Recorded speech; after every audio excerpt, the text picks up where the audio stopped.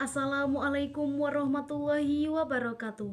Simkuring ngahaturkeun puji sareng syukur ka Gusti Nu Maha Suci anu parantos maparin rahmat sarta kasalamatan. Dugi urang sadaya tiasa patepang dina ieu waktu anu mulia. Sholawat salam urang panjatkeun ka junjungan Nabi Muhammad sallallahu alaihi wasallam. Ibu guru nu kusimkuring dipika hormat sarta rerencangan sakelas nu dipika cinta. Dina ieu kesempatan simkuring bade nyanggakeun biantara ponok ngeunaan sopan santun. Sopan santun teh mangrupakeun salah sahiji hal anu penting pisan dina kahirupan sapopoe. Ku sopan santun urang bisa ngahargaan ka batur, nyiptakeun keharmonisan sarta nunjukkeun budi pekerti anu luhur. Sopan santun hanteungan saukur dina omongan tapi oge dina laku lampah.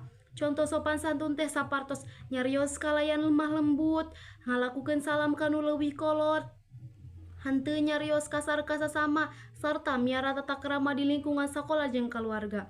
Sopan santun oge cerminan tina akhlak anu mulia. Jalma anu sopan bakal dipika resep, dihormatan sarta dipika hormat ku batur. Ku kituna hayu urang sami-sami ngajaga jeung ngamalkeun sopan santun dina kahirupan urang sadidinten, boh di bumi, di sakola, boh di masyarakat. Hadirin nu dipika hormat, mugia ieu biantara tiasa janten pangging pikeun urang sadaya, utamina diri simkuring pribadi sangkan leuwih ngamalkeun jeung ngajaga sopan santun dina kahirupan sapopoe. Wassalamualaikum warahmatullahi wabarakatuh.